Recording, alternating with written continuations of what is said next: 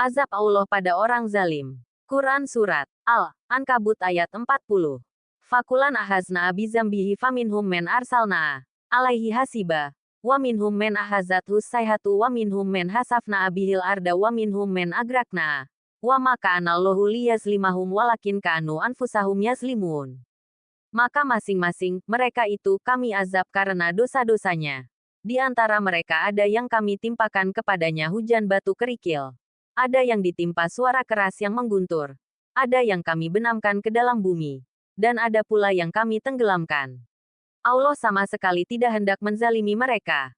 Akan tetapi merekalah yang menzalimi diri mereka sendiri. Maka, akibat keangkuhan kedurhakaan masing-masing dari mereka bertiga itu dan para pendurhaka selain mereka kami turunkan azab karena dosanya masing-masing. Di antara mereka ada yang kami timpakan kepadanya hujan batu kerikil. Seperti yang dialami kaum Ad dan kaum Nabi Lut. Ada yang ditimpa suara keras yang mengguntur. Seperti kaum Madian dan Samud. Ada yang kami benamkan ke dalam bumi. Seperti Karun beserta harta kekayaannya dan beserta pengikutnya. Dan ada pula yang kami tenggelamkan seperti kaum Nabi Nuh dan Fir'aun beserta bala tentaranya. Siksa dan bencana itu dijatuhkan bukan karena kesewenang-wenangan. Tetapi itu adalah buah kedurhakaan.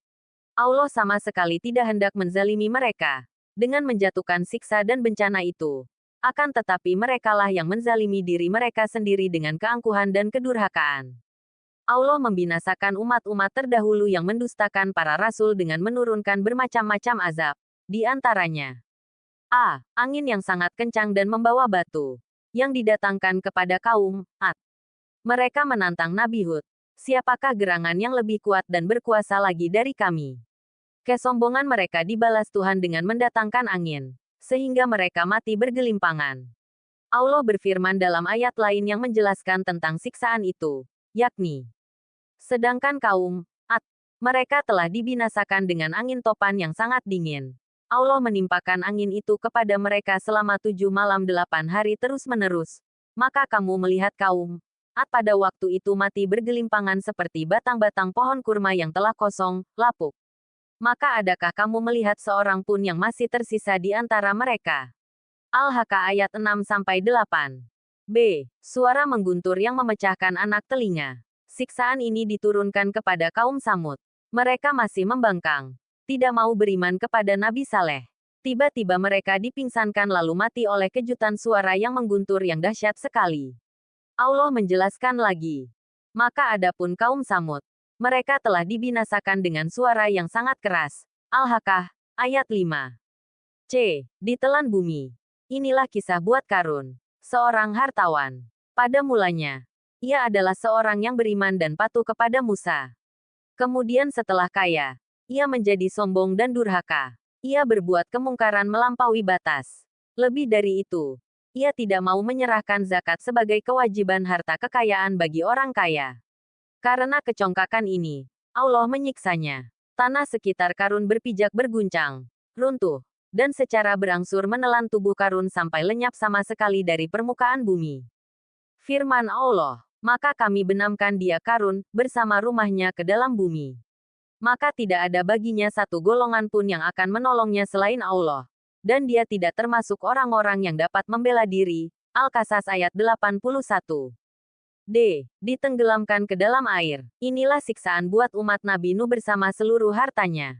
Selain umat Nabi Nuh, Fir'aun, Haman beserta bala tentaranya juga tenggelam dalam Laut Merah sebagai balasan atas kesombongan dan siksaan yang mereka lakukan terhadap Musa dan pengikutnya. Firman Allah tentang Nuh dalam surah Al-Anbiya, ayat 76-77. Dan ingatlah kisah Nuh. Sebelum itu, ketika dia berdoa, kami perkenankan doanya. Lalu kami selamatkan dia bersama pengikutnya dari bencana yang besar.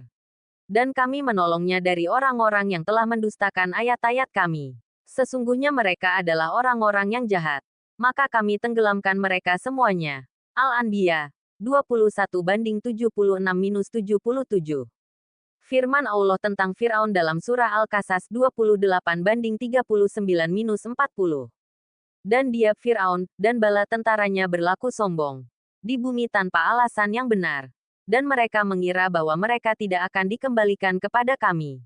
Maka kami siksa dia Fir'aun, dan bala tentaranya. Lalu kami lemparkan mereka ke dalam laut. Maka perhatikanlah bagaimana kesudahan orang yang zalim. Semua itu adalah balasan yang setimpal atas kesalahan yang mereka lakukan. Bukan kezaliman dari Allah. Dia tidak akan menyiksa seseorang kecuali yang mengerjakan perbuatan tercela. Mengazab seseorang tanpa ada kesalahan tidak sesuai dengan sunnah Allah yang berlaku. Mereka yang tersebut dalam ayat-ayat yang lalu disiksa karena dosa dan kekafiran mereka terhadap Allah. Di samping itu, juga karena mereka menyembah berhala dan mengingkari nikmat yang diberikan kepadanya. Sumber, kemenak.go.id